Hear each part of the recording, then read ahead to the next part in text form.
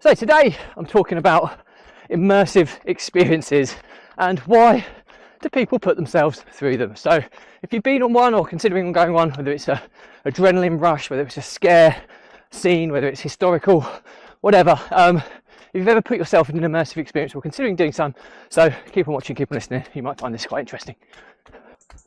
Welcome back to consecutive day 1602 of a diary of a Runpreneur. If you believe in my mission of saving the lives of children by attempting the ultimate ultra-marathon of run vlogging on consecutive days, distance of a lap of the world barefoot style, then do give this a subscribe, share, like and comment. More people we get in front of, more money we raise, more children's lives we save, which is why I do this every single day. Thank you as always, and let's get started.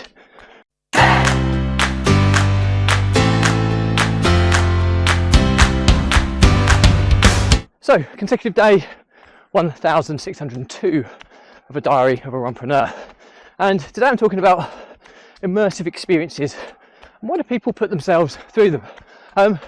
So first and foremost, what is an immersive experience? Well, it's an event that you'll attend where you will be immersed in whatever that event entails. So a perfect example is around Halloween every time, around a Halloween period every time. Each year you get lots of these kind of immersive scare experiences where you'll go to notoriously kind of old or ancient type of locations, and there'll be a load of actors that will hide and dress up with professional makeup artistry and create this kind of horror immersive experience. So, you know, customers can come along, walk through a kind of a maze of scaring moments, and it's you know, some people will love it, some people hate it. You also get them like during like historical events and things where you'll be immersed in back in time, where all of the actors or actresses will try and make you feel like you're there during a historical event. It could be a prison event where you're made to feel part of the prison, and so forth. You know, let your imagination kind of wander. Anything that is not readily available all of the time, people can create immersive experiences for, and if it's something that's popular enough, people will pay, people will come, people like to thrill seek. So that kind of leads me on to one of the first parts about this. Immersive experiences are generally like Marmite. If you're not familiar with Marmite, it's a kind of a yeast-based kind of sauce or condiment here in the UK. I think it's probably available in a lot of countries around the world, but it's got this taste. It's like a yeast extract, and people either love it or they hate it. There's very few people that think it's okay, and that's what immersive experiences are like. You either love them, you love the thrill, you love the adrenaline, you love the experience, or you shy away and don't want anything to do with them because you couldn't think of anything worse than putting yourself through a relatively self-enforced stressful situation. So why am I talking about this today? Well, this evening we've got some friends staying with their kids, and their kids now are getting to an age. The eldest is 18, I think. My eldest was 14. So, and there's I think a 15-year-old in the middle as well there. So they're at an age where they like to do kind of fun, exciting things. The mother as well is quite into the horrors and that side of things, and myself as well. So we're off to some. It's called Scaresville. It's in a place called Kentwell Hall near Sudbury in Suffolk, and it's like this haunted village scenario. Never been before. I've been on other horror and scare experiences though, and I love them. I think they're brilliant. They're incredibly scary, incredibly heart pulsing, heart racing, adrenaline junkie type of environment. But it's great. It's brilliant. As long as you know what you're getting into. Obviously, anybody with a heart condition or any medical conditions that could be kind of set off in an adverse way by kind of shocks or scares or certain lighting, all that side of things, should avoid them. But I love them, and you know what? I've got the type of mind that can be fully immersed in things. So I almost feel like I'm really there during obviously the logical fact, evidence-based part of my brain will tell me that this is just an immersive experience, but I am able to kind of fully invest myself in them, which I think is important to get the most from them.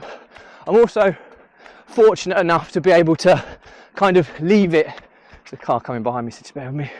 I'm also quite fortunate enough to be able to leave the experience alone as well when we finish. So some people struggle at these things because you know, they are incredibly scary. And if you can't kind of let it go once the event's over and you let it affect you, it can cause you a little bit of distress and concern after the event. But fortunately, I'm able to kind of go, right, that was amazing. Now back to reality, that doesn't really exist, and I can kind of go back to my normal life. A lot of people can't. So if you're one of those, again, consider whether it's something you really want to put yourself through. Also, then you're usually an hour to an hour and a half, possibly 45 minutes are the quickest ones I've known, and that's a significant amount of time. And often there's not many points in which you can kind of turn back or exit. So when you're invested, you're almost trapped, and that's something that you need to consider as well. But yeah, ultimately, I think the learnings from my diary for today are immersive experiences are like Marmite. So you either love them or you hate them. I think if you are a bit of a thrill seeker, you enjoy the excitement, a bit of spontaneity, you like adrenaline rush, then they're amazing. I'm certainly one of those individuals. I think they fully tick all the boxes for me. I love the kind of scaring experience. I love being on the edge of my seat or the edge of my toes if I'm running in these types of events, of which I invariably do when I'm super scared. I go back to what I know best and just run. But they're not for everyone. But if you can kind of get past the whole kind of fear about it and actually just embrace the rush, the kind of emotions, the kind of endorphins that kind of fly around from excitement, then they're brilliant. They're an absolute experience, and that's what they're there for, to give people a laugh, a giggle, a scare, and then to reflect afterwards as a memory that you'll either cherish or certainly never forget.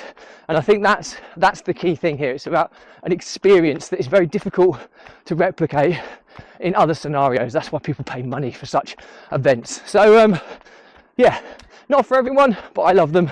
I also would say is that certainly with the scare ones, as long as you're not somebody who's going to carry these kind of fears or experiences onwards in a negative way, like some people watch a horror film and then they can't sleep and all that side of things.